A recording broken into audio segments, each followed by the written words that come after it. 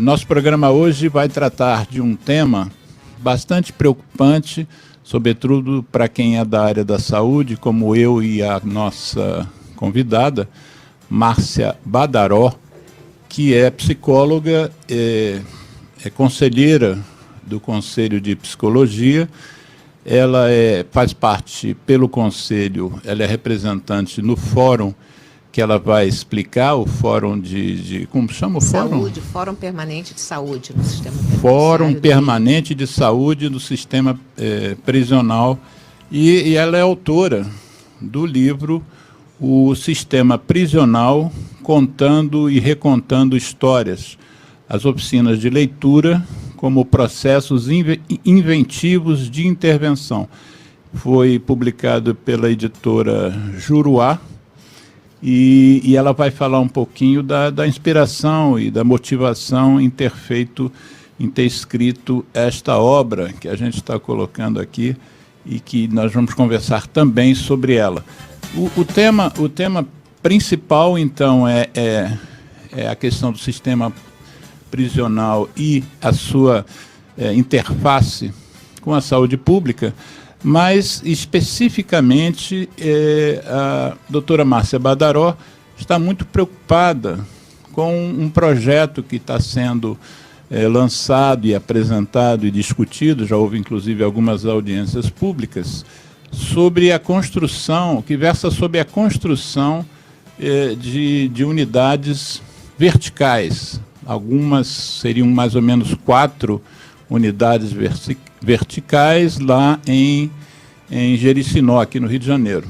Mas nós vamos conversar sobre isso, mas, de uma forma geral, vamos tentar colher da nossa convidada, Márcia Badaró, a sua experiência no sistema e, inclusive, saber por quê. Aliás, já ficaria essa minha pergunta: por que uma psicóloga tomou essa decisão, provavelmente há décadas atrás, de se interessar por esse tema? Então, eu queria, antes de dar a palavra à convidada, lembrar que esse programa Viva a Voz Saúde é uma iniciativa da nossa ONG, do Centro de Apoio ao Tabagista, com o apoio da Fundação Ataúfo de Paiva, que é a produtora da vacina BCG e, mais recentemente, do imuno-BCG, que é usado no câncer superficial de bexiga. Márcia, por que você se apresenta, mas já responde a minha pergunta? O que te fez se dedicar ao sistema prisional enquanto psicóloga, enquanto cidadã também? Essa é uma pergunta, né, que eu vou retroagir lá à década de 70, né? Uhum. Eu me formei em 75. Eu sou de 78. 78, pois é. E, naquela ocasião, estava sendo... Bom, antes, deixa eu me apresentar, né? Eu sou Márcia Badaró, psicóloga aposentada da Secretaria de Administração Penitenciária, né? Sou do tempo ainda do antigo DESIP, Departamento do Sistema Penitenciário, né? Em 2003 é que passou a secretaria. Esses anos todos que você se aposentou agora, você se dedicou à SEAP? Quase todos. Após a aposentadoria? Não, antes. Antes, não. Além da SEAP, eu trabalhei e fui psicóloga da Secretaria Municipal de Educação. Uhum. E depois, um tempinho, também já no final, eu fui para a Secretaria de Saúde. Trabalhei no Centro Municipal de Saúde, ali no Caju, né, naquela região. Então, eu tenho essa inserção pela educação e pela saúde, né? E na verdade, assim, na década de 70, eu me formei em 75 e estava sendo inaugurado o Hospital Psiquiátrico Roberto Medeiros, que fica hoje chamado Complexo de Jericinó. Era o antigo Complexo de Bangu, né? Vamos dizer assim. Destinado a pessoas, né, que estavam sendo presas por transtorno mental, decorrente de transtorno mental. E eles estavam formando as equipes, né? E era o governo Chagas Freitas na época, e aí não havia concurso e tal, mas era assim, indicação, quem conhece o quê? A gente precisa montar a equipe, né? Antes da lei de execução penal, que a lei foi de 1984, né? E um grupo que de profissionais com experiência já na área psiquiátrica, que vinham do IPUB, do Instituto de Psiquiatria, né? Da UFRJ, enfim, montou, né, alguém, enfim, né, foi montada essa equipe e na época eu fui convidada, né, sem conhecer absolutamente nada a respeito de sistema prisional e muito menos de medida de segurança, né, mas que também não tinha um preconceito. Não tinha nenhum preconceito. Eu fui com a minha experiência de ter passado, né, por estágios em hospital psiquiátrico, no Engenho de Dentro.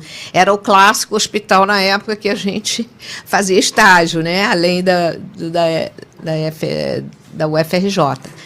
Enfim, então, foi nesse contexto, né, que eu acabei entrando. Eu já trabalhava na Secretaria de Educação, naquela região da Zona Oeste. Eu trabalhava nas escolas ali de Deodoro, Campo Grande, naquela região. Quer dizer, eu já estava meio que no caminho para fazer um desvio para o hospital psiquiátrico. E aí eu conciliei. E as pessoas eram presas porque praticavam algum delito e detectava-se que ela teria um problema mental. Não é Sim, isso? Não era um hospital, era um hospital penitenciário. Não, um hospital, né, que hoje é chamado Hospital de Custódia e Tratamento Psiquiátrico, né? Mas ele atende as pessoas que cometeram algum tipo de delito em razão de um transtorno mental. Sim. Na época, né, a proposta era essa, mas acabou se desviando um pouquinho dessa proposta, porque o hospital começou a receber os que a gente chama dos dependentes químicos, usuários abusivos de droga, né, de álcool e outras drogas. E então ele meio que descaracterizando, né, o trabalho com os pacientes, né, psiquiátricos propriamente dito, né? Ele hoje é uma unidade de intercorrência psiquiátrica dentro do contexto, né, do sistema prisional do Rio. E, enfim, então ele atende às intercorrências. Nós temos um problema grave de transtornos mentais nas pessoas que estão submetidas ao encarceramento, como resultante, né, de um agravamento das condições de encarceramento. E ele é um hospital que atende de emergência, enfim, melhorada a crise, o interno retorna à sua unidade. Então, naquela época, a gente ingressou nele, mas logo em seguida, o antigo manicômio judiciário Heitor Carrilho, que funcionava ali na Frei Caneca, né, que foi desativado há uns 4 anos, se não me engano, atrás, 3 anos talvez, ele também estava montando a sua equipe, porque ele estava deixando de ser uma instituição federal, porque ele fazia parte, né, do Ministério da Saúde, da antiga DINSAM, né? DINSAM da sua época, né? Então, da antiga DINSAM, e ele deixa de fazer parte, vamos dizer assim, do espaço da saúde, passa para o contexto da justiça. Aí ele veio para o Ministério da Justiça. Sim. Para o Ministério da Justiça. Então, ele passou a ser, né, um órgão do Ministério da Justiça. E por conta do que diz o Código Penal e a própria Lei de Execução Penal, nosso Código Penal é de 1940 ainda, né, apesar de já ter tido modificações em algumas questões, ainda está em curso propostas de alteração, mas está lá naquele Código de 1940 que fala das medidas de segurança. Né? Que tem a ver com aquele conceito da periculosidade que vem lá do século XIX, da psiquiatria lombrosiana, enfim, vamos dizer assim, uma extensão daquele pensamento da criminologia clínica, né?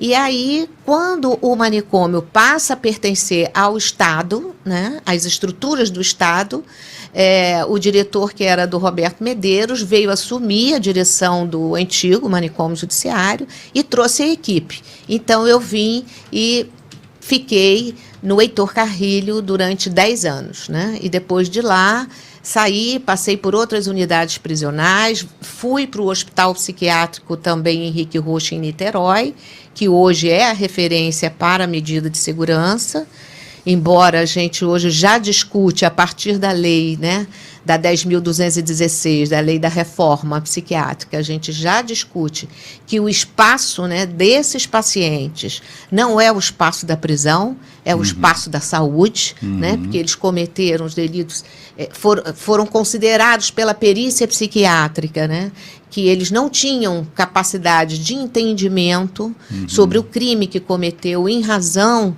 né, do problema mental.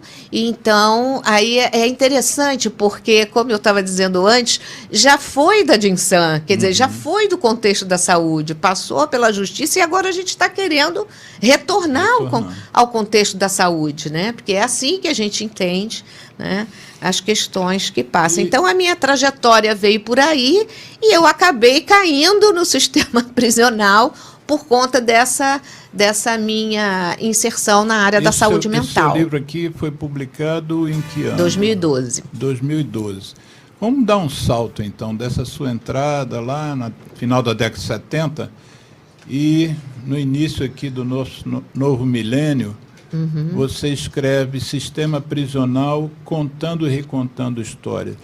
Como é que isso aconteceu? O que tem nesse livro assim, sem contar o final, sem dar spoiler, mas para as pessoas se interessarem, quem gostar desse tema, e até adquirir o livro. Qual é o... na verdade, esse livro é o resultado da minha dissertação de mestrado. Sim. Né? Nesse meu percurso, né, desses anos todos, na verdade foram 32 anos de trabalho dentro do sistema prisional, durante algum tempo, eu me incomodei bastante, né, com aquilo que estava determinado legalmente na época, né, para a função do psicólogo no sistema prisional, que é o que está estabelecido na Lei de Execução Penal, né? Que era o lugar de perito, né? Que era o lugar de fazer pareceres e laudos para o juiz, né? Porque o juiz da Vara de Execuções Penais sempre indagou, né, se aquela pessoa poderia obter a liberdade condicional, se ele voltaria ou não a cometer algum delito. E isso sempre foi, né, para mim e para boa parte dos psicólogos, inclusive não só da área do sistema prisional, mas de outras áreas, né, uma questão muito polêmica, porque atingia diretamente o nosso código de ética, né? Como é que você vai fazer uma previsão dessa ordem, né? E se hoje você tem um contexto sócio, histórico, político tão, né, cada vez mais complexo, cada vez mais difícil, como que você vai apostar que ou você vai poder dizer se aquela pessoa, né, vai cometer ou não um delito? Então, é uma previsão difícil. É uma previsão difícil porque ela é uma compreensão, né, de que o delito, né, ele tem uma motivação e vamos dizer assim, uma origem, né, individual apenas, né? Quer dizer, está na essência do sujeito o cometimento de um delito. Sim. Então, essa é a ideia da criminologia que se tinha no século XIX, né? De buscar a essência criminosa do sujeito, daí o conceito da periculosidade, né? Então, todo essa compreensão, né, do crime como uma questão meramente individual e não como... porque há uma diferença também, né, do que é crime, do que é criminalidade, porque o que é crime hoje já não foi, né, o que já foi crime no passado hoje já não é. O adultério era crime, né? Então, a vadiagem era crime. Imagina se você hoje... Vadiagem. Se você tem um contexto hoje de desemprego em massa e que isso fosse considerado um crime. Então, são os momentos históricos e políticos e econômicos, enfim, essa conjuntura que vai definindo. Hoje a gente tem vários projetos de lei caminhando, várias legislações para criminalizar tal ou qual comportamento. Então, isso vai mudando ao longo da história, né? Então, essa percepção, ela sempre me incomodou de ter que fazer esses laudos, né, baseado nisso, além disso, né? Ser esse o papel primordial do Só que psicólogo.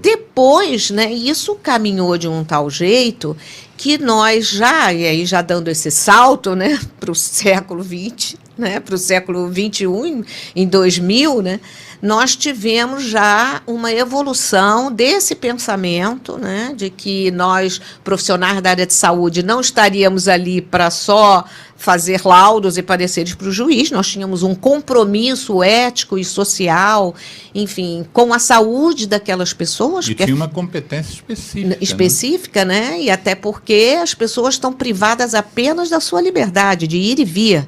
Elas não estão privadas do seu direito à vida, do seu direito à saúde, do seu direito, como diz a lei de execução penal, seu direito à educação, o seu direito à assistência jurídica, o direito à assistência religiosa, assistência material. Essas assistências, elas estão previstas na lei de execução penal, né? Então, a gente começou a caminhar, e a psicologia, porque quando a psicologia entra nesse contexto, ela entra muito a reboque da psiquiatria, sabe?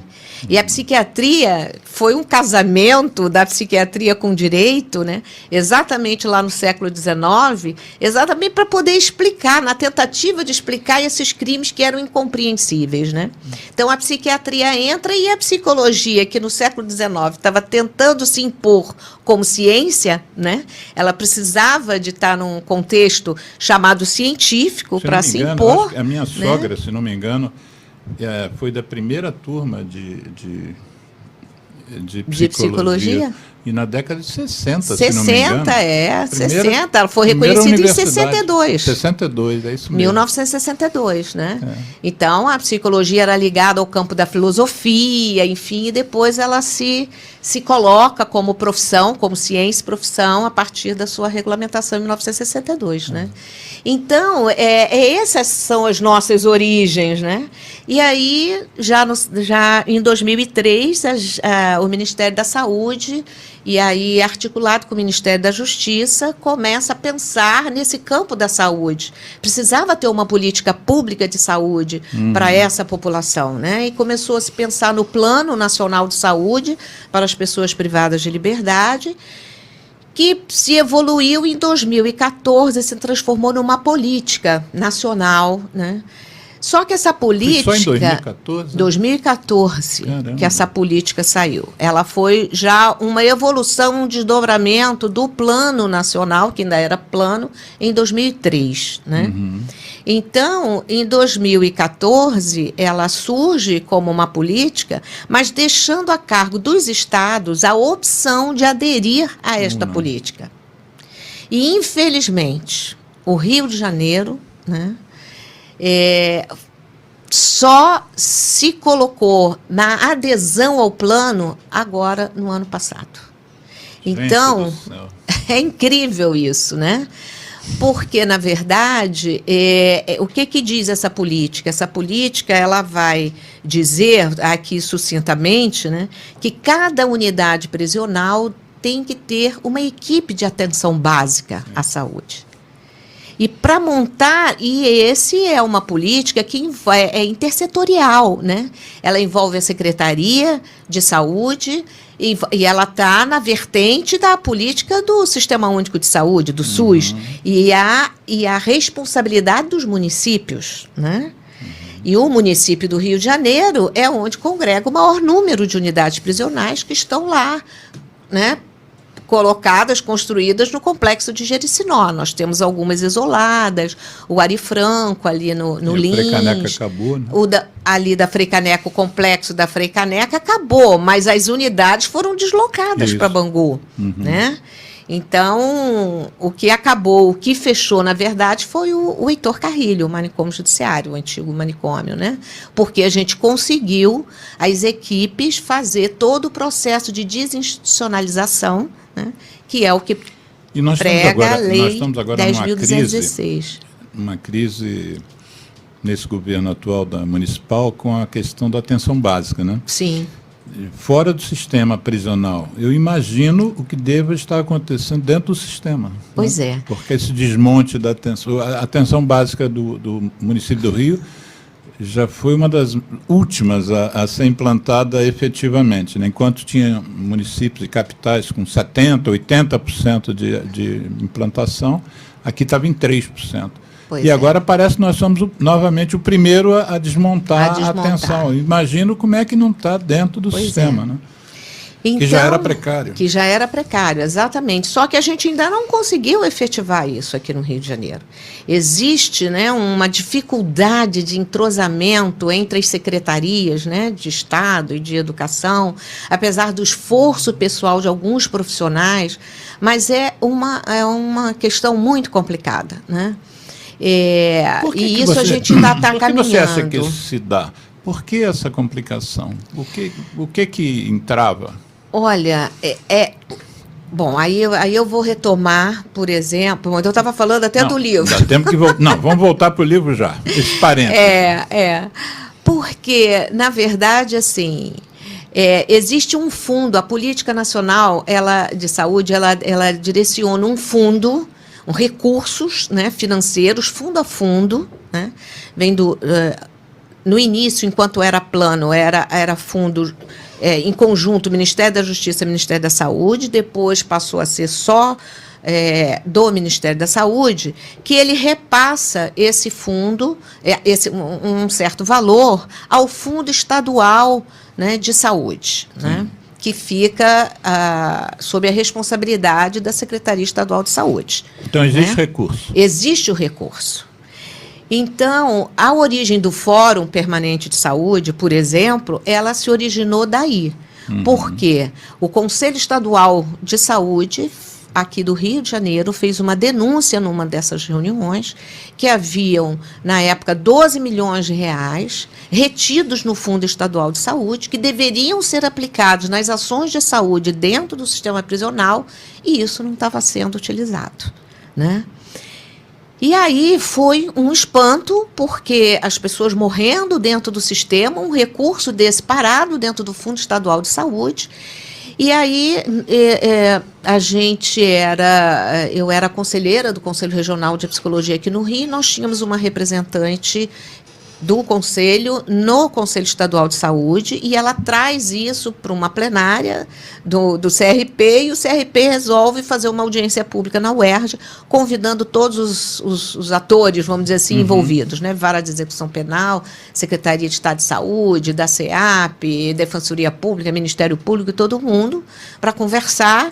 O Ministério Público ficou espantadíssimo, porque ele não tinha conhecimento dessa situação, porque não fazia parte do escopo de trabalho do Ministério Público se dedicar à questão da saúde prisional, e foi a partir desse momento que o Ministério Público criou, né, um núcleo de saúde voltado... Chamado de Fórum Permanente.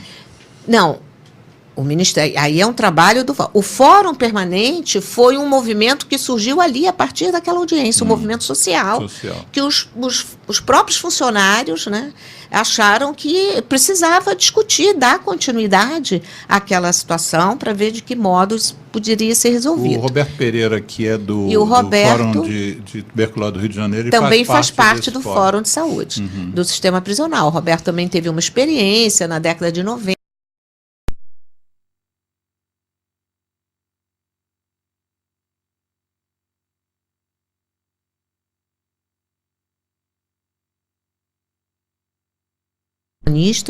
Né?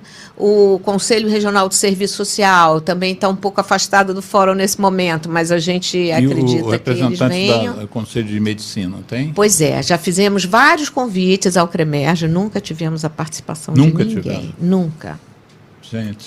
Já fizemos vários fóruns, convidando, mas sempre... E eles alegam alguma coisa? Não recebe. Não. Das outras vezes que se justificaram foi dizendo que no momento não tinha disponibilidade para ter representantes. Eu vou até né? Como representante de médicos.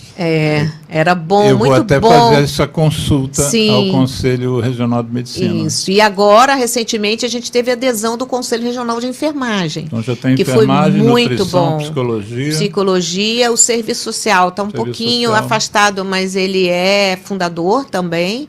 O Conselho de Serviço Social é fundador. E a representação dos médicos nunca houve, desde o início? Nunca houve, não. Nós já fizemos fórum, inclusive, dentro do Conselho Regional de Odontologia, já fizemos, pedimos, não conseguimos, eu acho que na época a gente tentou um espaço do CREMERGE para fazer um fórum, mas eles tinham um outro evento naquela data. Eu vou até enviar um trecho do programa. Vou fazer um arquivozinho com isso, essa nossa conversa, e vou encaminhar para eles. É isso, porque, na verdade, assim, hoje a gente tem uma situação muito grave no sistema prisional com relação à área técnica. Nós temos pouquíssimos médicos, pouquíssimos psicólogos. Nós já fomos da área de saúde, 1.200 profissionais da área de saúde aqui no Rio, voltados para o sistema prisional, né?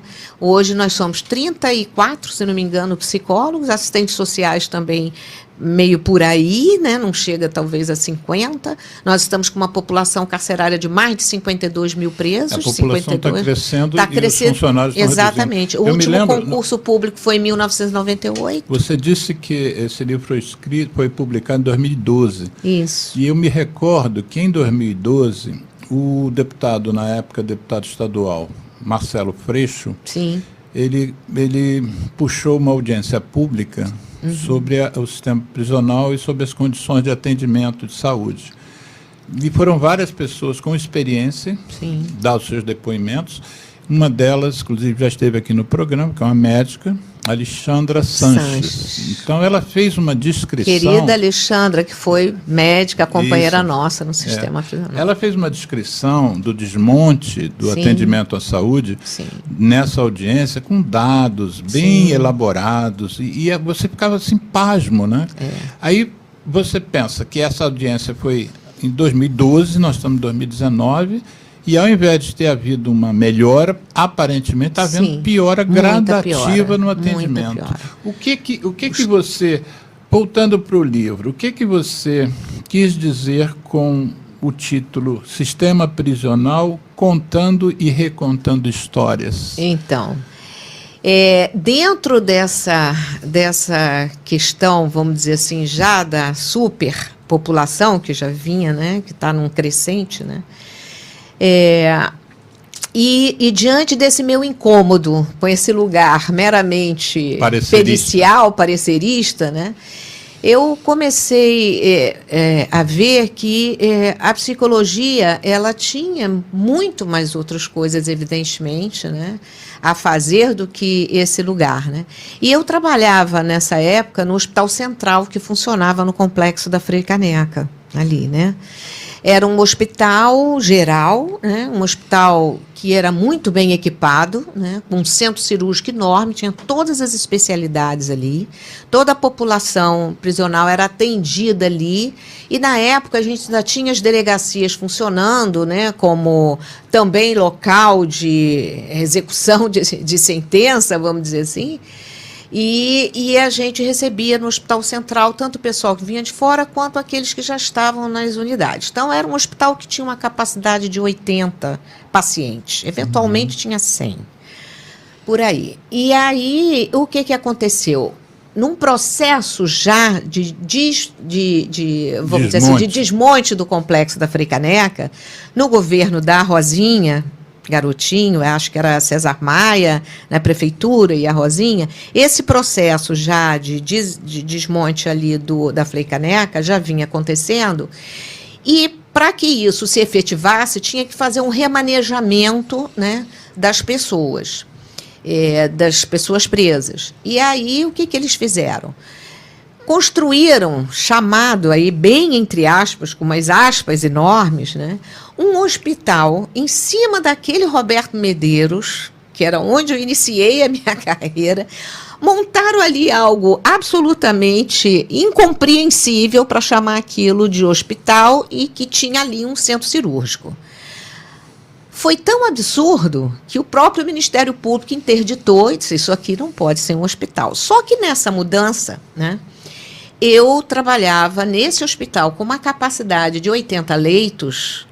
Esses 80 leitos se transformaram rapidamente em triliches para poder acomodar 300 mulheres que vieram da Casa de Custódia de Magé, que na época era feminina, né? Que vira e mexe foi isso. implodida também? Não, a casa de custódia está lá. Hoje... E por que essas 300 mulheres vieram? Porque tinha que fazer um remanejamento, porque, eu não sei se você lembra, existia a Polinter na Praça Mauá, Sim. né, que era assim um absurdo do que as coisas que aconteciam lá. As pessoas faziam aquelas redes e dormiam umas sobre as outras, e aquilo foi motivo de uma denúncia na Corte Interamericana, né, de Direitos Humanos, e houve uma ação assim bastante contundente, né, para o governo brasileiro, específico aqui no Rio de Janeiro, obrigando a desativação da Polinter, da Praça Mauá. Então, para trazer a população que estava na Polinter, eles tiveram que fazer esse remanejamento para colocar essa população da Polinter lá na casa de custódia de Magé. E aí precisava tirar aquelas mulheres e colocar em algum lugar. Uhum. Então, aquele hospital se transformou numa unidade feminina. Quando eu estava no hospital, uma coisa que me chamava muita atenção, porque eu percorria as enfermarias, eram os pacientes dizendo que eles não tinham nada que fazer ali, que não podia ter televisão, não podia nada, aquilo incomodava. E eu fiquei imaginando o que podia ser feito naquele hospital, né? E eles mesmos davam sugestões, olha, eu sei fazer origami, eu sei fazer isso, a gente podia fazer umas oficinas, mas tudo o que a gente propunha como um projeto era embarreirado pela segurança. Porque tudo havia-se um jeito de achar, não pode entrar uma linha de tricô, porque isso, uma agulha, porque isso pode ser virar uma arma, enfim. Até que eu me dei conta que na Lei de Execução Penal tem lá um artigo, né, que diz que todo e qualquer estabelecimento deverá ser dotado de uma biblioteca para os reclusos, como diz a lei, né? E aí eu falei, bom, então eu acho que vai ser esse caminho, são os livros, né? E comecei a me organizar, para organizar.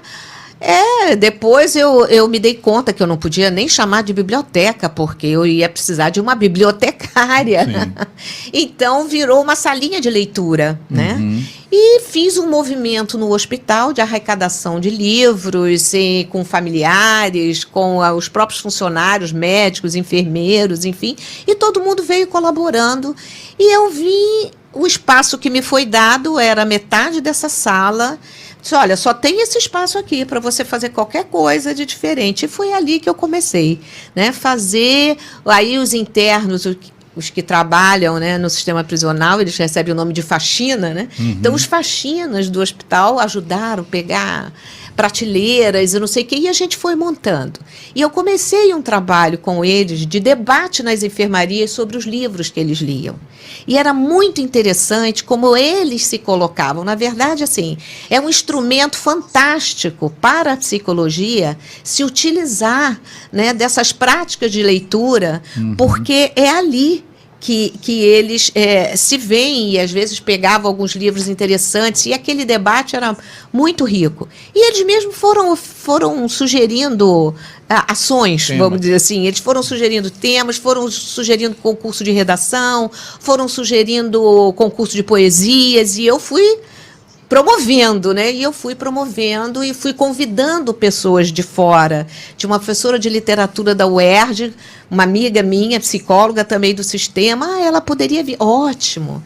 Até que eu descubro o sapateiro que morava perto da minha casa, que era um poeta de literatura de cordel, tinha livros publicados, levei ele para lá, para dentro do hospital, para poder ouvir, né, a poesia no momento lá, né, de premiação dos que ganharam o concurso, envolvi os professores da escola estadual que funcionava dentro da unidade Lemos de Brito, vizinha ali, nossa, do hospital, isso na época na Frei Caneca. Então eu fui fazendo todo esse movimento e eles foram se envolvendo com a questão da leitura de uma forma muito surpreendente, né? Contra tudo e contra todos, porque o discurso que a gente ouvia, né, era que vagabundo não gosta de ler, né? Para que você está se envolvendo com isso? Isso vai dar dava trabalho para os agentes, porque tinha que deslocar alguns para poder circular e lá pegar livro. Mas também tinham aqueles acamados, né, que tinham ferimentos graves nas pernas, ferros para tudo quanto era lado. E eu fiz um verdadeiro catálogo, assim, com todos os livros. Eu tenho muitas histórias para contar dessa experiência. Eu ficaria aqui dias. Mas até que nessa mudança do hospital e, vamos dizer assim, a transformação desse hospital em uma unidade feminina, houve um encontro, né, desses que a gente pode assim dizer, gente, estava escrito, com uma contadora de histórias, que também era psicóloga, né, uma colega queridíssima, né, que hoje trabalha no SUAS, né, no Sistema da Assistência Social. Ela, terminando o curso dela de psicologia em Brasília, volta para o Rio. Eu tinha escrito um trabalho para uma revista do Conselho Federal, eu tinha escrito um artigo pequeno, eu estava no início desse trabalho com leitura, ainda no Hospital Central. Ela lê o artigo, se encanta pelo artigo e, quando vem ao Rio, me procura no Conselho Regional de Psicologia e disse, olha, eu quero trabalhar com você nisso. Eu falei, como? Como que você vai trabalhar comigo nisso? Não sei, porque só se for trabalho voluntário, como é que a gente vai fazer? Não tem problema, eu começo assim, estou ainda procurando as coisas. E ela vem e nós montamos um projeto, submeti esse projeto à coordenação de psicologia da SEAP, a diretora da unidade prisional, e toparam ela trabalhar.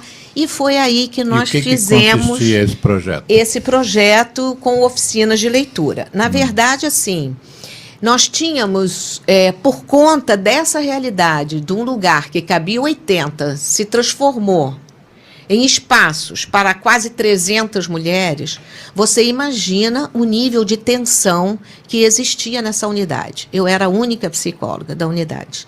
As mulheres se automutilando, a busca de ansiolítico no ambulatório era imensa, né? Os gritos, uma unidade feminina, ela é sui generis, porque as tensões, elas são muito diferentes das unidades masculinas, porque os homens são contidos, né? Porque não pode mostrar a fragilidade, né, do choro, da indignação, né? Mas as mulheres não, as mulheres se expõem, né, nisso. Então, uma unidade barulhenta, né, nesse sentido, barulhenta. E essa busca, e o pessoal do ambulatório ficava louco. Disse, Márcia, dá um jeito, não sei o que você pode fazer, mas olha só, ela, sabe, está assim, está assado, está se cortando, está brigando toda hora era confusão com o agente penitenciário. E aí eu falei, bom, vamos começar com essas oficinas. E a Jaqueline, que é essa minha grande amiga, né, contadora de histórias, tem toda uma técnica, com todo o seu arsenal de conhecimento, porque ela fez uma formação específica nessa área, na Biblioteca de Brasília, e traz essas oficinas, né, de produção de textos, de interpretação, de filmes. Nós passamos filmes, mas as coisas são muito incríveis, porque é tudo improvisado. Tinha teatro, então, também? Não era tinha só... teatro, dramatização. Nós trabalhávamos, às vezes, final de semana, porque nas oficinas elas preparavam umas enquetes para apresentar, por exemplo, no Dia das Mães, que era o dia que a família toda ia, né? Natal. Então, elas, e a Jaqueline usava ela tinha todo um material de fantasias, não, como é que se diz? De personagens, né? De personagens, e elas se transformavam e elas escreviam. Muitas delas nunca tinham ouvido uma história infantil sequer. Não conhecia a história da Dona Baratinha. Criaram as suas próprias histórias. E no momento que elas criam essas histórias, elas, sabe, você mexe com esse emocional e essas coisas vêm à tona e você está trabalhando as questões, né, da subjetividade. Enfim, é um instrumento riquíssimo. E aí nós fizemos essas oficinas, nos organizamos para isso, conversamos com toda a equipe de segurança, tinha que movimentar essas presas, essas mulheres, né? Eram oficinas que duravam 3 meses cada oficina. 3 meses? 3 meses. Cada oficina reunia, em média, 20, 25, né, mulheres, porque também eram fluidas, né, porque elas estavam ali, daqui a pouco vinha o alvará de soltura, vinha o de liberdade condicional, mudava de regime. Então, era um grupo muito fluido nesse sentido, né? E a gente não era um grupo, vamos dizer assim, psicoterapêutico nesse sentido, mas ele tinha o efeito terapêutico e o nosso olhar na forma de conduzir, né, aquelas oficinas e a escuta, né, da gente para os problemas que elas traziam através das interpretações. E aí, o que nos surpreendeu, por essas oficinas passaram, né, mais ou menos, foram 3 anos de trabalho, né, passaram em torno de 150 mulheres nessas oficinas. E aí nós tivemos a grata surpresa, né, assim, no cotidiano, de ouvir, de chegar até nós o comentário de que aquela interna que vivia se cortando, ela estava tão mudada, ela não aparecia mais no ambulatório para pegar remédio, né? E aí a gente foi começando a ver os efeitos desse trabalho, né, para a redução dos agravos psíquicos, né, que são decorrentes do encarceramento. Então, e aí essa é a grande preocupação da gente, né, que, infelizmente, o que se pensa hoje no sistema prisional é meramente encarcerar as pessoas. O que se faz para que essas pessoas, né, tomem um outro olhar sobre a sua própria vida e ressignifiquem a sua própria vida, né, tomando outras direções possíveis ou não, né, porque também a gente não garante nada, né, mas isso é de uma coisa tão impressionante e que me entristece ao longo desses anos, de ver que o pensamento, né, hoje cada vez mais forte, é apenas para a custódia, bota ali aquelas pessoas, o que acontece lá dentro não nos importa. Hoje, a tuberculose, você sabe disso, e a Alexandra já deve ter falado disso aqui, né? No sistema, também. Roberto também, o sistema prisional, o índice de incidência de tuberculose é 80 vezes maior. Então, assim, as pessoas se esquecem que a tuberculose e outras doenças respiratórias, e você, melhor do que eu, pode falar disso, elas ultrapassam os muros da prisão. Claro. Elas contaminam aquele volume de pessoas que circula ali, sejam funcionários, sejam familiares, né? E outro dia, conversando com um egresso, né, que tem participado com a gente de vários movimentos, ele chamou a atenção para isso. Ele mora na região de Bangu. O pai passou mal, ele levou na UPA, naquela região, e o comentário da equipe de enfermagem era do número assustador de tuberculose que estava aparecendo lá. Então, é uma região que você tem o maior foco de tuberculose no complexo penitenciário de Jericinó. As pessoas estão morrendo, mortes assim, a Defensoria Pública tem dados absurdos, de 1.000 e tantos mortos. Do ano passado para cá. Tem um coeficiente de incidência enorme. Imenso. Imenso. Então, assim, voltando, se você tem um espaço de atividades artístico-culturais que possam possibilitar essas pessoas, né, se autorreferenciarem, né, saírem daquela autorreferência do bandido, né, e poderem se ver enquanto pessoas e capazes e com potenciais assim, incríveis, surpreendentes, é uma coisa muito gratificante, né? Eu recentemente, né, numa atividade que eu participei pelo Fórum de Saúde, participei numa parceria com um grupo chamado Coletivo em Silêncio, que também é uma boa oportunidade de você convidar a Paula Maracajá, que é uma bailarina, né, e que desenvolve hoje um trabalho social incrível, né? E numa parceria com ela, eu fui naquela semana do museu, né, a Semana Nacional do Museu, onde era o Heitor Carrilho, o antigo manicômio judiciário, hoje tem um setor de perícia que ficou lá, mas hoje tem um museu penitenciário ali. Então, ela fez uma oficina, que essa é uma outra articulação também de uma parceria do Fórum Permanente de Saúde, com esse coletivo em silêncio, através de uma oficina chamada Por um Fio, onde voltado para as mulheres vítimas de violência, e nós conseguimos uma parceria para atendimento às egressas do sistema prisional, as mulheres, né, que vão e precisam, e participam dessa oficina, elas bordam, e ali elas vão falando, vão contando de suas vidas, suas histórias, coordenada também por uma psicóloga, uma militante da área da saúde pública, né.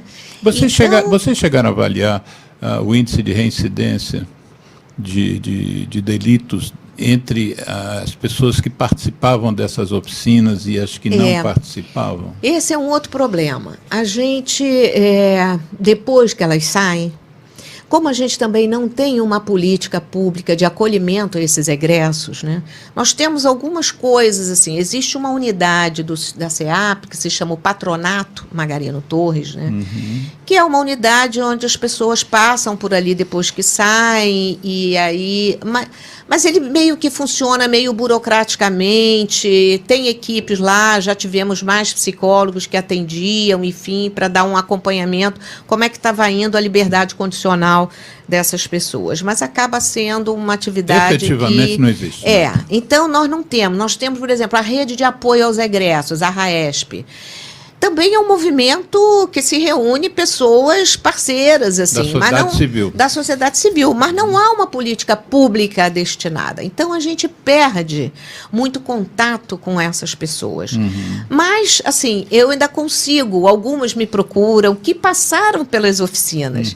Então, eu estava dizendo, nesse dia da comemoração do museu, eu fui participar. E, para minha surpresa, encontro lá uma egressa que tinha participado das oficinas. E ela disse para mim e disse para outras colegas que estavam lá, inclusive psicólogas do Mato Grosso do Sul, que estavam lá conhecendo o trabalho, ela chorava como uma criança. Maria Penha, o nome dela. Ela chorava, ela disse assim: a senhora não tem ideia do que significou para mim ter participado daquelas oficinas. A senhora não tem ideia. Aquilo, ela chorava. Eu disse, gente, é uma pessoa que está me dizendo isso, né? Quer dizer, fortaleci algumas outras que hoje estão compondo um grupo, se juntaram e formaram um coletivo todas unidas, né? Algumas passaram pelas oficinas. Então, outras que não estavam naquela unidade onde eu trabalhava, infelizmente, não puderam, porque... Mas isso, se isso é uma política... E aí a Política Nacional de Saúde, a PNASP, ela prevê esses espaços. Mas a gente precisa que ela se implante efetivamente. Claro. Né? Que esses governos entendam. Então, quando a gente, por exemplo, tem uma pesquisa dessa monta, como a doutora Alexandra Sanches esteve aqui, da Fiocruz, outra pesquisa que foi a da doutora... Maria Cecília Minaio, com a Patrícia Constantino, sobre a questão da saúde dos presos no sistema prisional, que esse outro livro foi publicado. Essas pesquisas, elas têm que subsidiar, o Poder Executivo precisa entender que a academia, ela não está dissociada. Os acadêmicos, eles não estão ali para ficar no mundo da intelectualidade, eles estão ali para poder oferecer condições para o Poder Executivo vir, bom, é isso. Então, é assim que a gente vai construir uma política pautada nesses dados. Deixa eu ler o título aqui do livro também, porque é sempre bom a gente divulgar. Deserdados Sociais, é o título em caixa alta, Condições de Vida e Saúde dos Presos do Estado do Rio de Janeiro. As autoras são Maria Cecília de Souza Minaio e Patrícia Constantino, que são as organizadoras do trabalho, e foi editado pela editora Fiocruz, Deserdados Sociais. Márcia, nós vamos fazer uma pausa, 2 musiquinhas que o Geraldo vai botar. Nossos ouvintes vão poder tomar uma aguinha, e a gente também, né, Geraldo? Estou precisando de uma aguinha. A boca vai ficando seca. Tem muita história, contando e recontando histórias. E a saliva vai desaparecendo. Vamos lá, daqui a pouco a gente volta.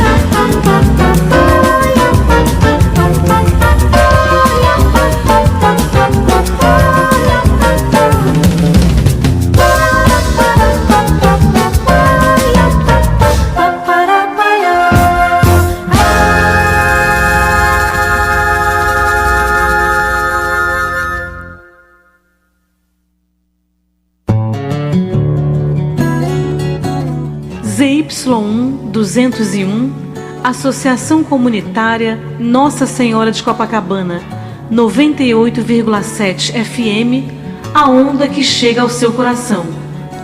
Rua Hilário de Gouveia, número 36, 9º andar, Copacabana, Rio de Janeiro. Então, estamos retomando o nosso programa Viva a Voz Saúde de hoje pela Rádio Nossa Senhora de Copacabana. E a nossa entrevistada, Márcia Badaró, psicóloga, autora do livro Sistema Prisional, Contando e Recontando Histórias.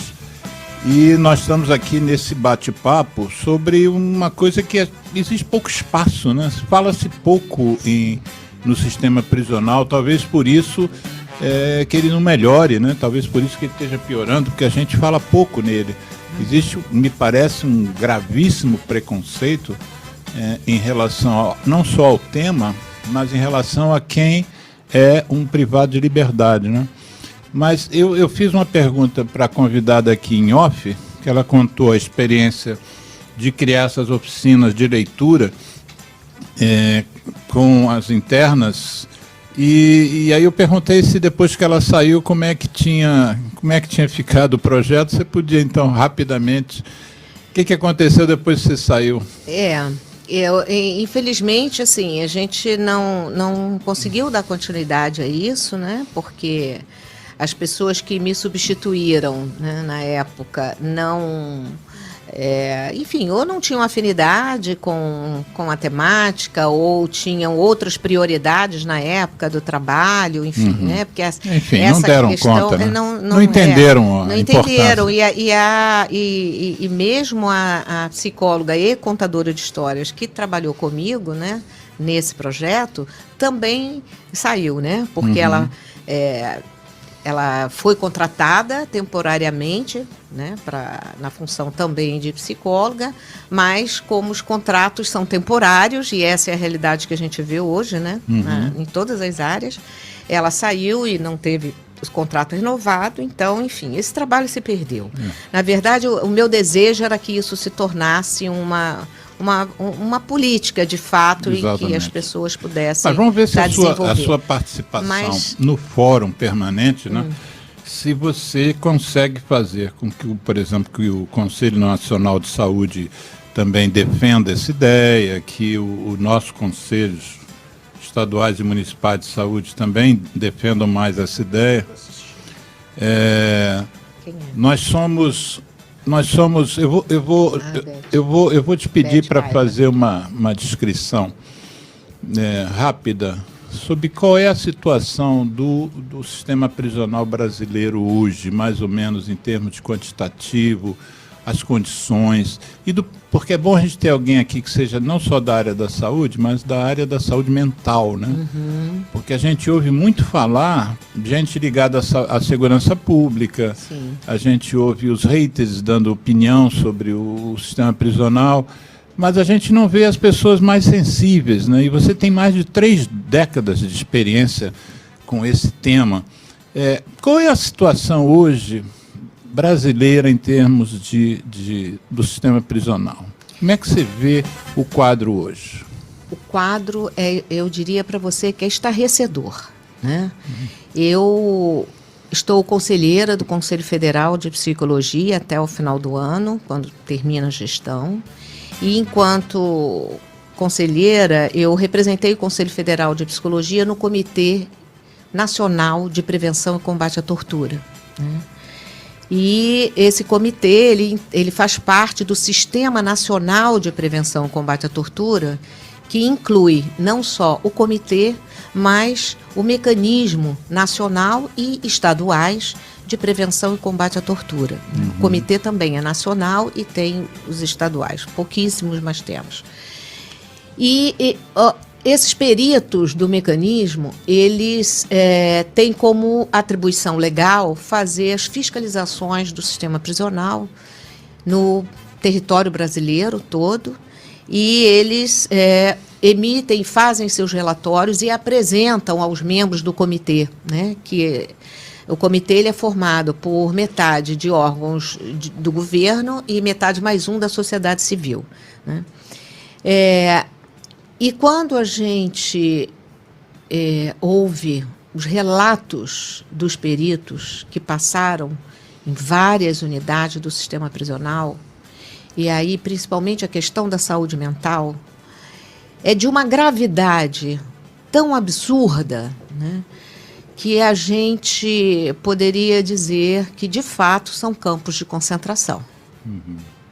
Porque o que se viu, o que nós vimos, eu particularmente estive, né, no estado do Amazonas, em Manaus, quando houve aquela tragédia do Compage, né, daquele massacre daquela unidade de Manaus. E estive em companhia do Mecanismo Nacional de Prevenção e Combate à Tortura, né, e aquilo foi uma tragédia anunciada, porque o mecanismo já tinha estado lá no ano anterior, já tinha visto uma série de irregularidades, né, já tinha apontado para todas as autoridades e ninguém tomou providência nenhuma. Que tipo de irregularidade que você lembra que foi detectado? Olha, primeiro, nós tínhamos, naquela unidade, ele era administrado por uma empresa, né? Era privada. Uma empresa privada, né?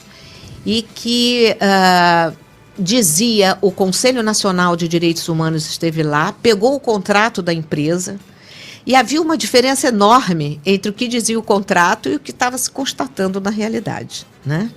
Tanto em termos de funcionários da área da segurança, pessoas muito jovens, contratadas sem nenhuma experiência daquela função, né? Equipes da área de saúde, né, também atendendo, mas numa situação complicada. A gente sabe que hoje o sistema prisional, né, criou ao longo desses anos, né, e aí é interessante quando você vai ver a história, né, da criação das facções criminosas, as chamadas facções criminosas, que não foram criadas pelos próprios presos, né? A história mostra que isso foi criado pelos próprios, né, setores da segurança que, na impossibilidade, aí, desde a história da Ilha Grande, aqui no Rio, enfim, há uma história muito grande. Aí tem um livro, né, de um chamado professor William, né, que faleceu há pouco tempo, né, 400 contra 1, que ele conta exatamente como começou essa história das facções, né? Então, hoje você tem isso no sistema penitenciário de uma tal forma, né? E lá tinha a tal da Família do Norte, né, contra uma outra facção, que agora não me lembro exatamente o nome. E a unidade, né, a gestão da unidade não conseguiu conter. O sistema, e eu sou de um tempo aqui no Rio de Janeiro, que as unidades prisionais tinham as suas cozinhas. Eram os presos que faziam as comidas, né? Muito bem feitas, por sinal, que eram servidas ao coletivo e era servida a mesma comida para os funcionários, né? No governo Garotinho, ele achou a galinha dos ovos de ouro, que foi transformar aquilo tudo na tal da quentinha. Lembra do tal do Jair Coelho, o rei das quentinhas? Rei das quentinhas. Uma coisa milionária. Foi ali que começou. Ali que começou. Então, as cozinhas, sobre o discurso que aquilo era muito perigoso para o preso trabalhar, nunca houve perigo nas cozinhas, sempre tiveram muito cuidado, né? E aí aquilo se transformou nesse grande filão que é a questão das quentinhas. E se você vê a qualidade dessas comidas, é estarrecedora. A começar pelo meio de transporte, a começar pelo momento em que o preso recebe essa comida na sua galeria. Então, tudo isso, né, quando chega, essas comidas estão azedas. Isso no território nacional. Eu estava lá em Manaus e os presos trouxeram a quentinha para eu ver. Aquele monte de arroz, umas salsichas, assim, 2 pedaços de salsicha, um feijão e só. Quando eu abri, era um cheiro, assim, absurdo daquele feijão azedo. Então, é isso, entendeu? É isso que acontece. Então, as pessoas que não conhecem essa realidade, estão comendo, bebendo de graça, porque tem toda a mordomia. Que mordomia? As pessoas estão morrendo. Nós temos aqui no Rio uma nutricionista hoje para dar conta, né, da fiscalização da parte alimentar. Uma nutricionista? Uma nutricionista no sistema prisional. Uma. Nós já tivemos, eu acho que umas 4 ou 5. O sistema prisional do Rio, ele atende a quantos privados de liberdade? Nós já estamos em torno dos 53 mil presos. 53 mil presos e uma nutricionista supervisionando isso. Uma nutricionista. Tem então, muito trabalho para o fórum, esse fórum permanente. O Conselho Regional de Nutricionistas, há 3 anos atrás, se não me engano, 3 ou 4 já, porque o tempo passa tão rápido, a gente perde a noção, fez um trabalho a pedido do Ministério Público, precioso, de análise detalhada da questão alimentar, né? Fiscalizaram praticamente todas as unidades, pegando o cardápio, porque essas empresas são todas terceirizadas, pegando o cardápio, checando aquilo que diz o cardápio com aquilo que está vendo ali. Se deram conta, fizeram uma análise, apresentaram esse trabalho no fórum, no Fórum de Saúde, apresentaram em vários outros locais. Olha, está aí, é essa a realidade que a gente viu. E a gente não consegue mudar isso. Isso está disponível em algum lugar, algum link que você saiba? É possível que esteja Se você puder, link dá uma do garimpada. Conselho Nacional no Conselho Regional de Nutricionistas. Vamos tentar dar uma garimpada. Ou então do Ministério Público. E colocar esse link aqui. Sim. Nos comentários. Sim. Mesmo que não seja agora, não seja hoje, mas vamos divulgar isso. Vamos, né? Porque eu acho que o fórum, o tema ele tem que ter mais visibilidade. Exatamente. Como é que nós estamos em termos de superpopulação?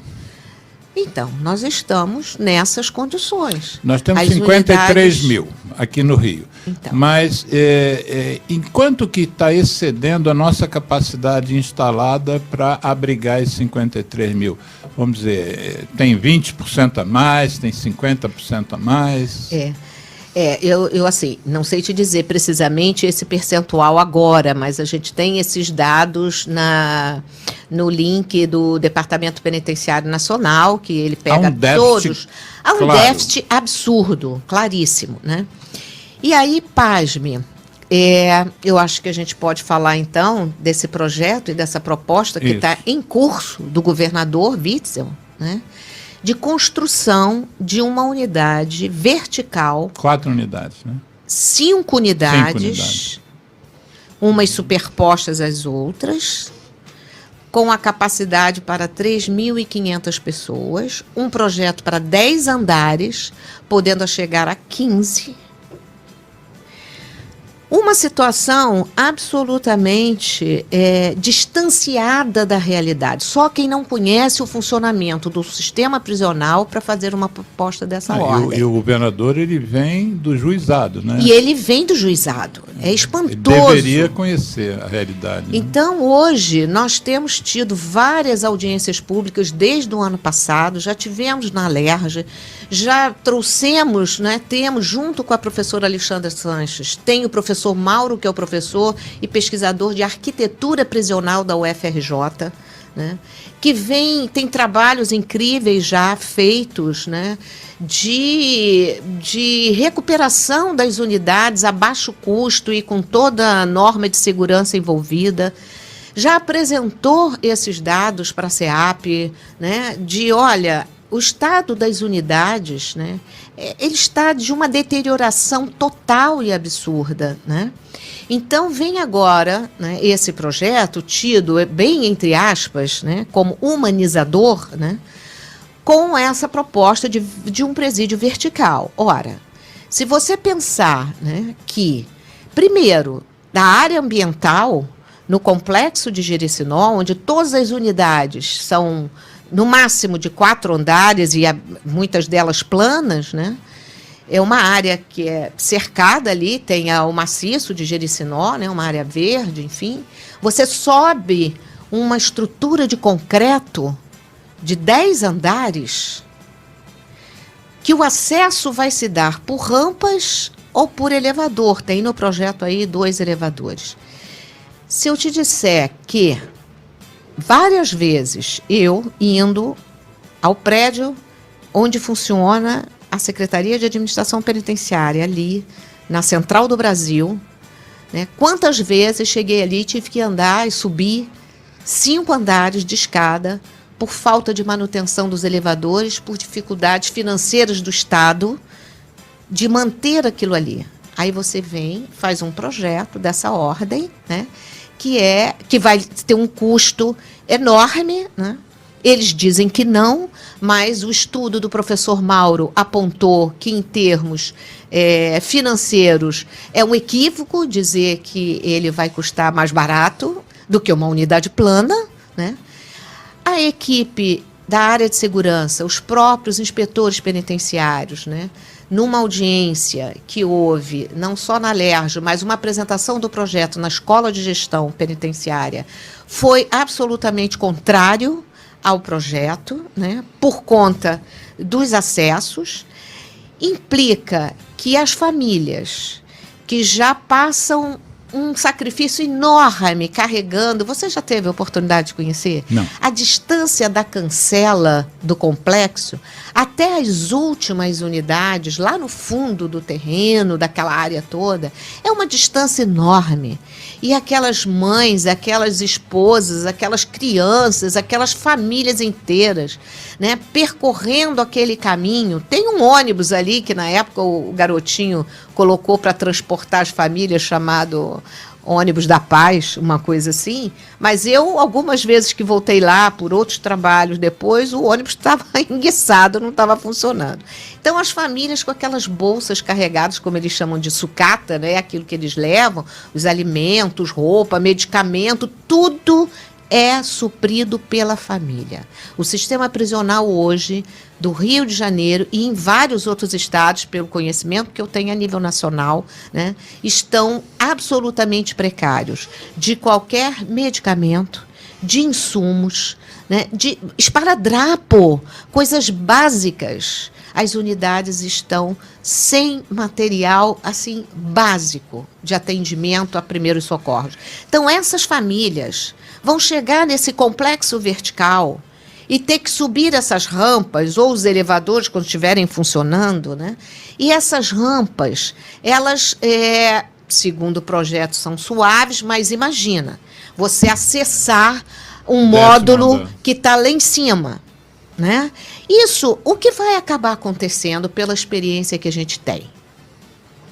Possivelmente, se você precisa de um número X de agentes, de inspetores penitenciários por plantão, que em média, se não me engano, nos estudos que já foram feitos, seria em torno de 15 por plantão, 15 inspetores penitenciários. Hoje tem unidade funcionando com 4, com 5 inspetores por plantão.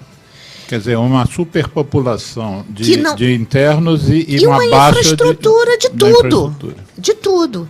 Então, isso vai acabar resultando, e é esse o nosso temor, né, de que, para eles terem minimamente o controle disso, vai acabar prejudicando o dia da visita. O banho de sol, pasme, vai ser na laje. Uma parte desse grupo vai fazer banho de sol na laje. Você imagina no verão de Bangu, onde, segundo o professor Mauro, já testou, fritou ovo em cima de um concreto, e aquilo frita mesmo, porque vai a 50 graus a sensação, né, de temperatura, né? Porque lá em Bangu é assim, ou é um calor absurdo, ou também quando esfria é um frio absurdo, porque é concreto puro. Então, esses acessos, né, eles vão ficar muito dificultados. Então, vai acabar reduzindo, talvez, o número de visitas. Ao invés de ir 1, 2, 3, vai ser 1. Porque a segurança vai acabar tendo que encontrar um meio de dar conta daquilo ali. E vai sobrar para a família do preso. A defesa desse projeto está sendo feita em relação a quê? Ao preço? Está sendo feita em relação a tudo. Na defesa. Questão da defesa, assim, a defesa diz que o projeto foi apreciado pelo Departamento Penitenciário Nacional, o DEPEN, num primeiro momento, fez uma série de observações ao projeto, inclusive o projeto não contava com módulo saúde, né? E aí eles tiveram que reestruturar saúde o projeto, pra quê, né? Saúde Nem para quê? pensaram, né? Nem pensaram. E outra coisa, a apresentação do projeto que foi agora essa semana, dia 19, né, na Câmara dos Vereadores, porque também os vereadores têm que se apropriar desse projeto, porque precisa de uma autorização, tem uma questão legislação municipal para poder autorizar a construção naquela área, tem uma questão política e legislativa, né, que precisa tem que ter um aceite da prefeitura para isso. Então, os vereadores também estão preocupados com isso. Por isso, né, foi essa conversa agora dia 19, e na apresentação do projeto, e eu estive presente, né, há um estabelecimento ali no projeto de vários espaços. Porque vai ter espaço para farmácia, vai ter espaço para atenção à saúde, vai ter espaço assim. Não tinha previsão de espaço, por exemplo, para assistência jurídica, e a Defensoria Pública presente nessa roda de conversa, nessa apresentação, pontuou, não tinha espaço para a sala da psicologia, nem do serviço social, enfim. E, segundo a profissional que apresentou o projeto, os espaços estão dados, mas quem vai definir, quem vai ocupar esses espaços é a administração da unidade. Ou seja, dependendo de quem for o gestor, esse espaço ele pode ser desvirtuado.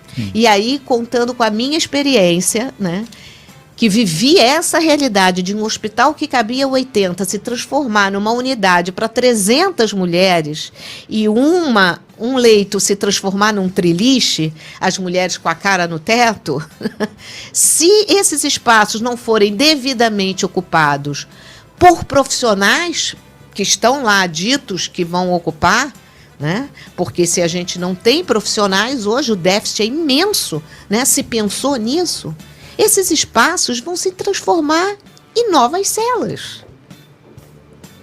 Então, e a gente tem visto isso pelo Brasil afora, né? Existem espaços que foram destinados para oficinas de trabalho e não teve oficina de trabalho funcionando, se transformou em cela.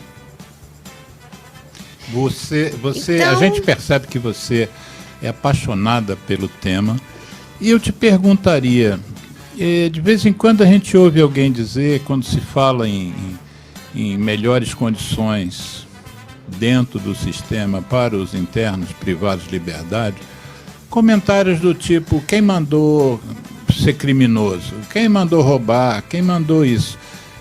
Como é que você, como psicóloga, entende esse tipo de manifestação e o que te move para fazer o sentido inverso, para você tentar tornar aquele local um local melhor para um ser humano? Como é que você trabalha isso internamente? Essa questão... A gente ouve muito falar isso. Né? Ouve demais, né? E eu ouvi isso de um vereador, de um deputado, na audiência pública, na Alerj, sobre saúde no sistema prisional. Ele expressou isso, vice-presidente da Comissão de Direitos Humanos. Atual vice-presidente da Comissão de Direitos Humanos. E disse isso em alto e bom tom. Eu sei qual é a solução para esse problema. Por que cometer um delito? Não cometesse, então você não devia. Então, se cometeu, mereceu, merece estar neste lugar. Respira fundo. Principalmente em se tratando de pessoas que estão, né, numa função como essa. Na verdade, assim, e eu também escuto muito isso. Você está defendendo bandido? Isso. Né? Você quer defender bandido? Leva para sua casa. Isso. Né? Leva para casa. Né? É esse o discurso que a gente ouve. Se você pensar que você tem nas estatísticas hoje, quais são os delitos, né, que compõem essa grande massa, né, carcerária? Os grandes delitos são de roubo, de furto, de crimes contra o patrimônio. Não são crimes contra a vida, não são os grandes estupradores que estão lá, são os pequenos, muito jovens, todas as estatísticas mostram isso, né? São todos muito jovens, de baixa escolaridade, né? Que vivem na periferia, ou seja, são pessoas que já são desassistidas, né? Já desde muito antes, que é o que a gente está vendo. Numa situação com o desemprego que vem se acumulando ao longo dos anos, que isso também não é de agora, né? Vem acumulando num contexto de sociedade onde o consumismo é o mais valorizado, onde você tem, né, a questão do tráfico de drogas ali, e eu trabalhava na Secretaria de Educação, quando ouvi uma diretora conversando com uma mãe de um filho que não ia à escola já há algum tempo, e a mãe preocupada, o menino tinha em torno de 10 anos, e a mãe dizendo que não podia abrir mão, naquela época, né, dos R$500 que ele recebia para soltar a pipa, para avisar quando a polícia estava chegando no morro, né? Num contexto dessa ordem, né, de desemprego, de falta de recurso, de desassistência, de uma desigualdade profunda, né, essas pessoas que estão hoje ocupando o sistema prisional é a rapaziada do pequeno varejo da droga. Essa é que é a questão. Porque nós não temos uma legislação que aponte que quantidade eu posso ser, vamos dizer assim, incriminada, né, como traficante de droga ou como usuário de droga. Nós já temos uma legislação que diferencia o usuário do traficante. Mas essa mesma legislação, ela não diz o quanto de droga que eu estou portando é considerada para uso ou é considerada um tráfico. Então, dependendo do policial que te apreende e que faz o boletim de ocorrência na delegacia, ele pode dizer que é tráfico e ele pode, ou não, associação para o tráfico. E nós temos muitos nessas condições. E as mulheres, principalmente, estão sendo presas pela questão do tráfico, por serem mulas. Essas 300 mulheres que ocuparam lá os trilhos? Sim, grande maioria. Quase todas, por envolvimento com o tráfico nesse sentido. Nós tivemos uma, né, que foi incrível. Ela, enfim, com 4 filhos ou 5, chefe, a maioria delas é chefe de família. São elas que sustentam, né, a casa e tudo.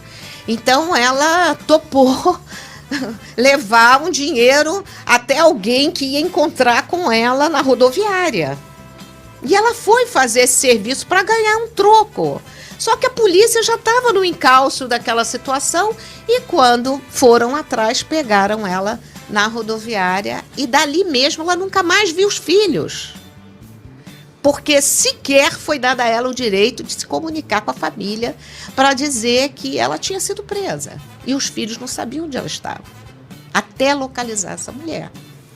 Eu tive uma interna que ficou 1 ano e 3 meses, se não me engano, presa por uma briga de condomínio, de lesão corporal, enfim, uma confusão que se envolveu, né?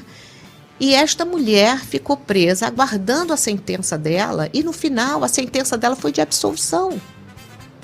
Quem paga a vida desta mulher, que ficou 1 ano e 3 meses, esperando nessas condições de encarceramento, esperando por uma sentença. Então, hoje, o que a gente tem é um problema muito maior do que só o problema do executivo. Temos muitos, mas é todo um sistema de justiça criminal que precisa ser revisto.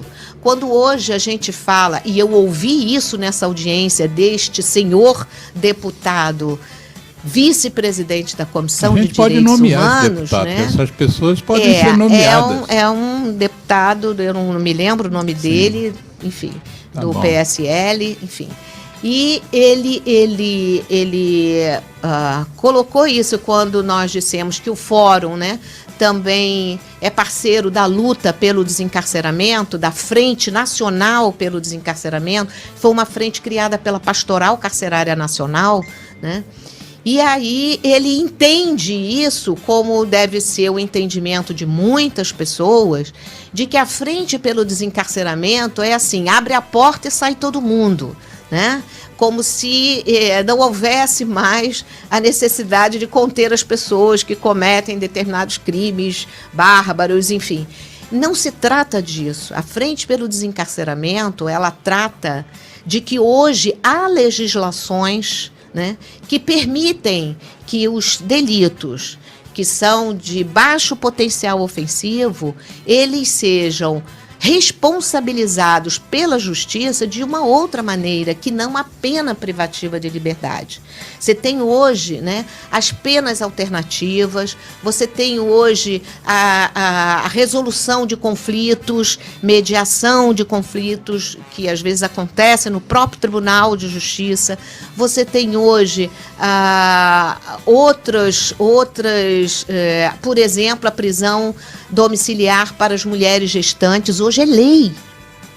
As mulheres que têm os filhos abaixo de 12 anos, né, elas, por lei, elas podem... Tanto é que nós tivemos a ex-primeira-dama, Adriana Anselmo, que foi beneficiada. Tá certo? Tá certo. A lei garante a ela, mas garante a todas as outras mulheres que estão na mesma condição que ela. E numa condição, quer dizer, aí eu estou falando da condição apenas enquanto mãe de filhos menores de 12 anos, porque em termos de condições socioeconômicas, as outras, né, não se compara. Então, assim, houve um movimento da Defensoria Pública, de um habeas corpus coletivo para essas mulheres. Então, hoje, você já tem legislações que permitem que essas pessoas não precisem ser encarceradas. Elas podem estar sendo responsabilizadas e respondendo à justiça de outros modos, né?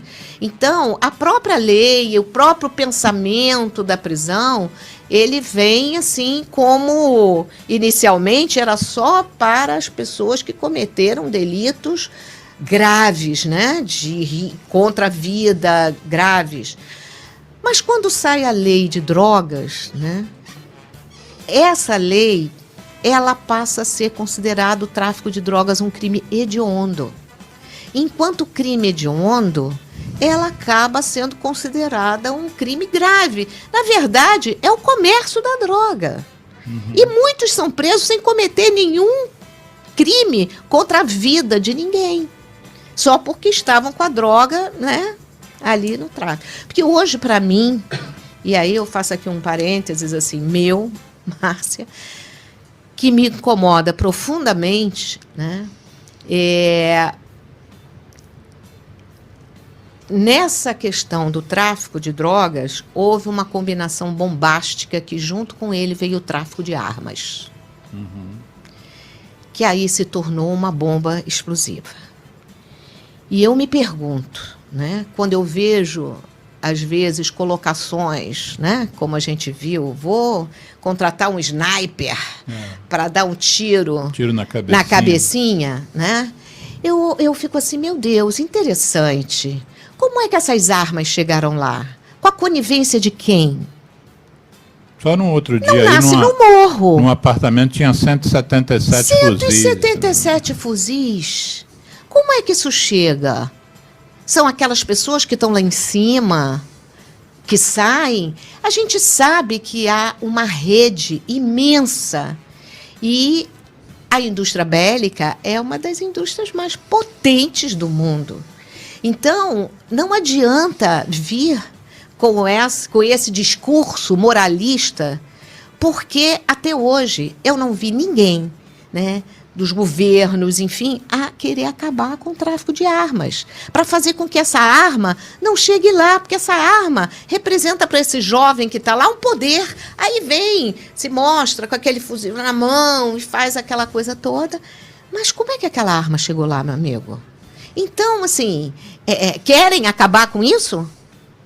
Querem acabar? Porque se você libera e descriminaliza a droga e regulariza a droga, os países desenvolvidos já fizeram isso, Portugal fez isso, Uruguai fez isso, descriminalizou, regula, vai usar, vai ter uma regulação, mas descriminaliza. Agora, no momento em que associa isso com tráfico de armas, aí... Eu tive uma leitura agora... É uma situação no Facebook, eu não me aprofundei ainda, mas é um indivíduo que está aqui no Brasil para defender a sua ideia, as suas ideias, e foi convidado, enfim. E uma das coisas que ele diz que a gente trabalha errado a questão da droga aqui no Brasil é que aqui não se dá nenhuma ênfase à questão do porquê o indivíduo usa droga. Sim, claro. Né? Onde tá, é uma questão da saúde onde é que nós estamos pública. Falhando? Sim. Que nós temos tantas pessoas que precisam da droga para serem felizes, né? Sim. Tem uma questão aí que não se mexe. A gente só vê a coisa do ponto de vista da segurança pública, do sofrimento das famílias, as famílias que têm seus entes presos, como você está se referindo, os filhos que estão sem as mães, porque as mães estão presas porque traficaram lá 100 gramas de alguma coisa. Mas, na verdade, a gente não tem nenhum espaço para discutir por que a droga é tão permeável, assim, permeia tanto a nossa sociedade. Você, se tivesse que dar uma rápida opinião sobre isso, por que a gente precisa tanto de droga? Pois é, né? E eu acho que são tantos os fatores, né? Porque a droga, por que tantos alcoólicos? Por que tantos tabagistas, né? Então, assim, o que a gente deposita nesse objeto, né, externo a nós, né, que nos faz preencher algo que nos falta, de alguma ordem, né?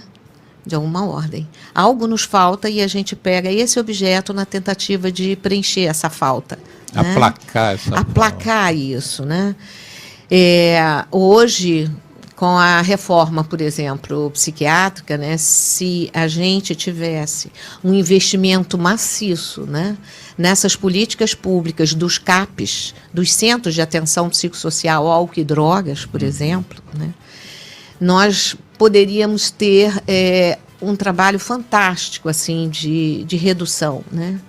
Mas, ao invés dos governos investirem nessa política, que já foi mais do que vista, da importância, né, de como é o trabalho, isso não significa que tenhamos as instituições para internação nos casos absolutamente necessários. E, inclusive, a Lei 10.216, da reforma psiquiátrica, ela não diz que é para você não ter o hospital de internação, né? Mas o tratamento ambulatorial já foi visto que é o que produz, né, melhores efeitos do ponto de vista da saúde do que uma internação. E hoje, o que a gente está vendo? Né? A criação das chamadas comunidades terapêuticas. Isso. Né? E essas comunidades terapêuticas, saiu um relatório no final do ano passado, importantíssimo, de fiscalização de várias instituições dessa ordem, chamadas comunidades terapêuticas, que foi feita junto com o Ministério Público Federal, o Mecanismo Nacional de Prevenção e Combate à Tortura e o Conselho Federal de Psicologia. Participaram desse trabalho. É um documento importantíssimo, publicado, está no site, tanto do mecanismo quanto do Conselho Federal. Também, podemos, se vocês colocarem aí relatório, comunidades terapêuticas, CFP, vai estar lá no site. Né? E esse relatório foi apresentado à mídia, né? Fizeram uma reunião, as grandes redes, né, de televisão estiveram lá. E os dados são impressionantes, né?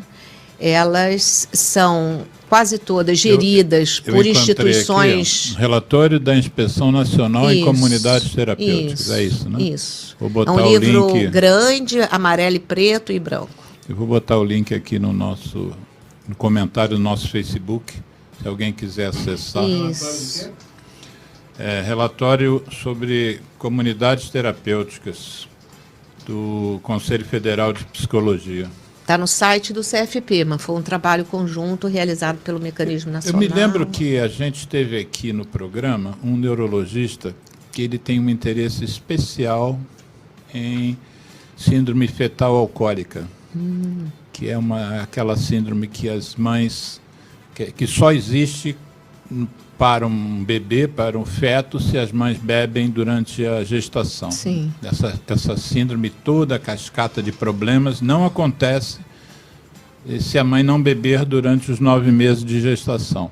Mas aí ele me contou, como eu falei com você, querendo saber um pouco do seu histórico, como é que foi o histórico dele como neurologista. Ele disse que foi contratado, não sei se pelo PNEL ou por um outro organismo de saúde mental, para dar um apoio neurológico aos psiquiatras. E ele percebeu que boa parte dos internos no hospital psiquiátrico na verdade, estavam ali por causa dos efeitos do álcool, né? Isso. E, na verdade, a gente tem um alcoolismo crassando na nossa sociedade e ele é muito pouco discutido também, Sim. né? A gente fala muito do tráfico de drogas e agora... Porque é permitido, né? Então é uma droga permitida. Ele é permitido e liberado. É liberado. Né? Porque o cigarro, por exemplo, há 20 anos que você não pode fazer um anúncio, uma propaganda de cigarro, por um esforço nosso, né, do nosso grupo. Já a cerveja é anunciada de manhã. Né?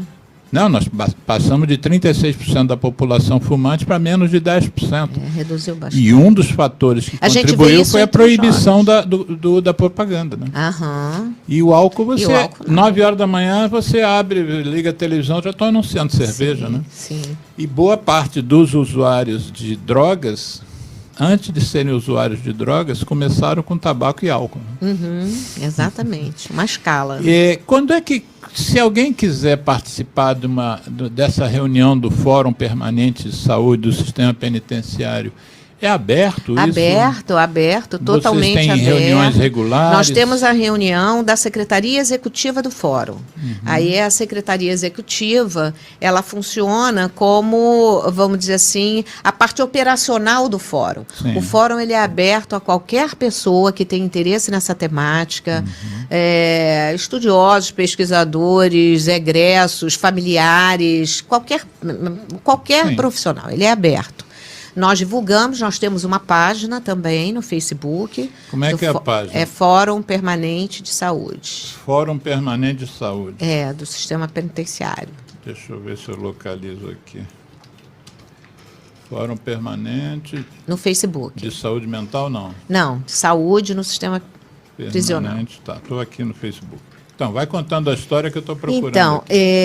Então, esse fórum é aberto e a cada fórum a gente traz uma temática que seja a temática que está mais pulsante naquele momento, ou que a gente acha que precisa, né, de dar uma visibilidade, de chamar as autoridades para aquela discussão, de chamar as pessoas diretamente afetadas pelaquela situação que se apresenta, assim como nós fizemos sobre a arquitetura prisional e a saúde, há 2 anos atrás, trouxemos a professora Susan Flávia, que é uma professora da faculdade da UFAL, da Universidade Federal de Alagoas.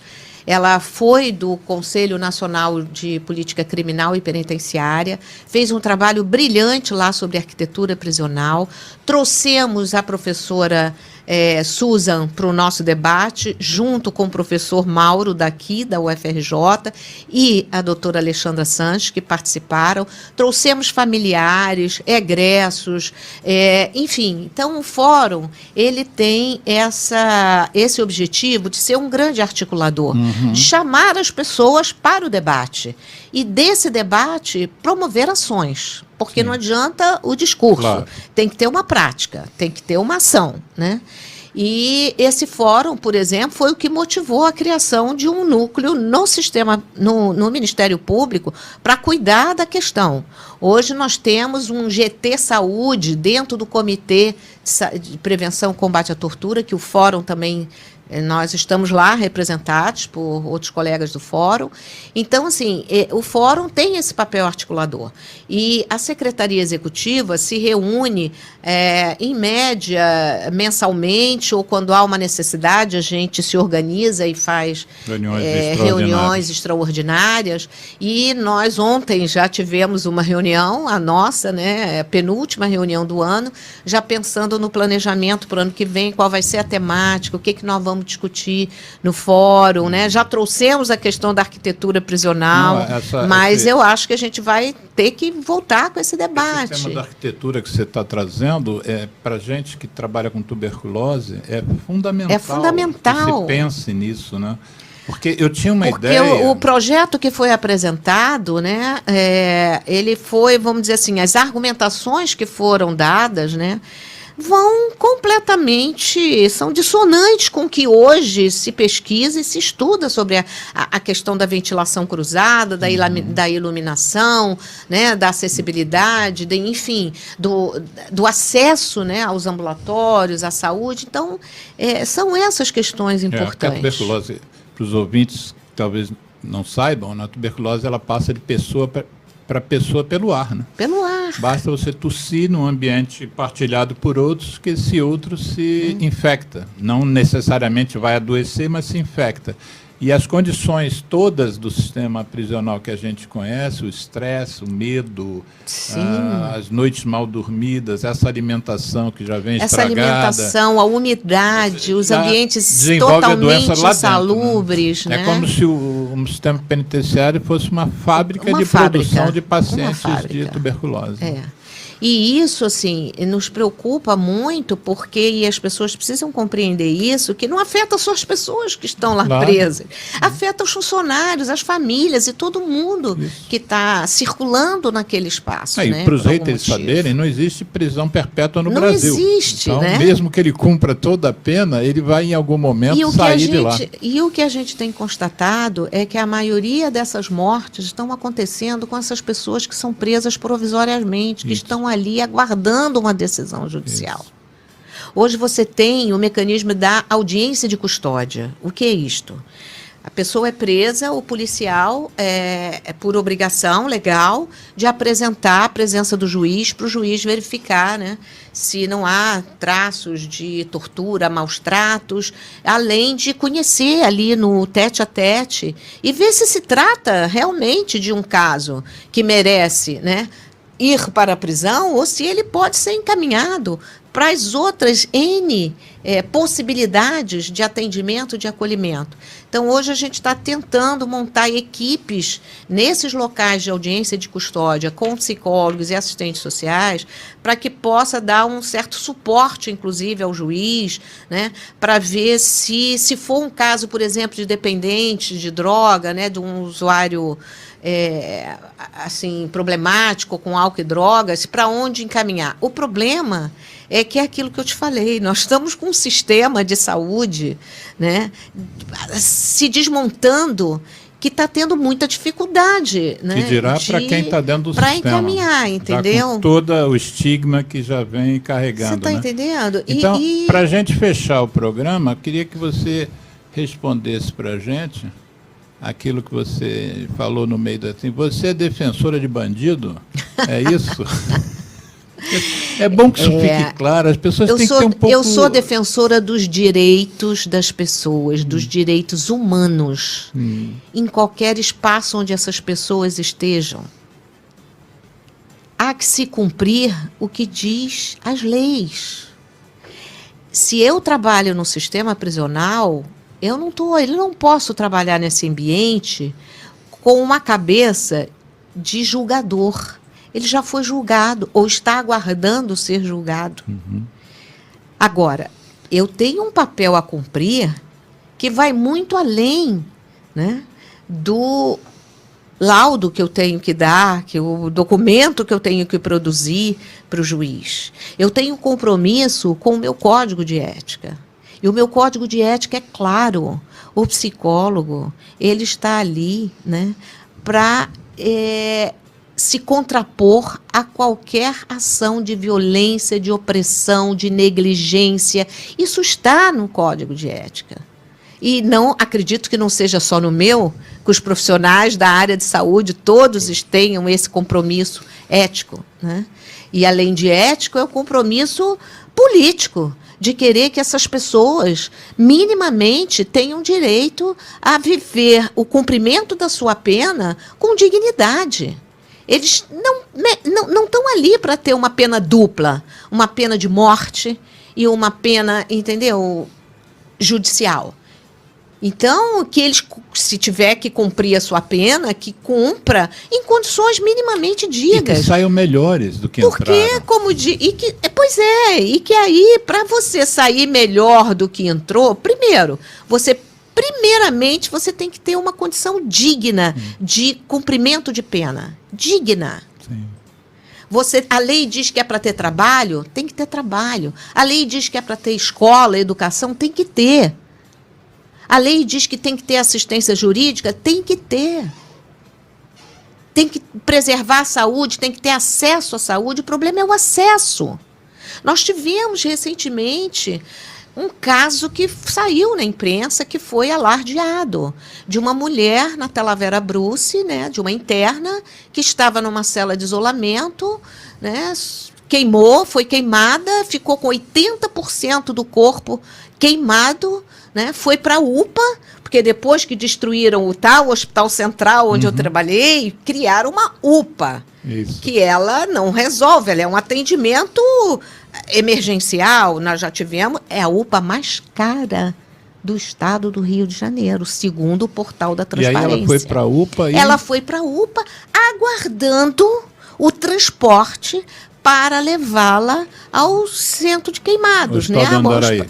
Possivelmente, ou não sei se foi para o Hospital do Bom Sucesso, para o Andaraí, que é a referência.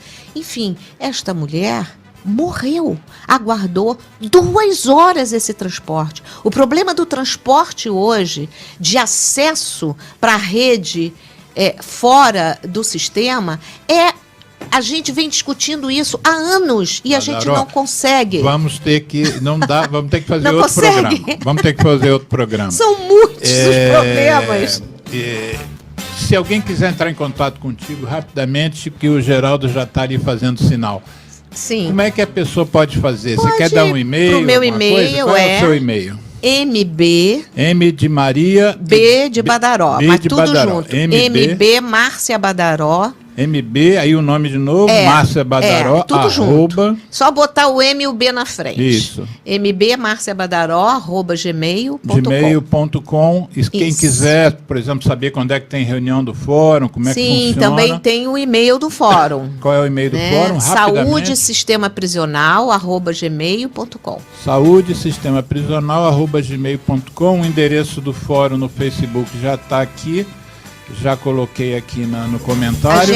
A gente tem utilizado como local de nossas reuniões, né, os conselhos regionais, tanto de psicologia quanto de nutricionistas. Então tá bom, vamos nos despedir. Tivemos com Márcia Badaró, psicóloga interessada na questão do sistema prisional, e apresentamos seu livro, Sistema Prisional, contando e recontando histórias. Um grande abraço para todos. E muito que obrigada. O River Plate faça uma boa apresentação hoje à tarde. Você está sintonizado na 90.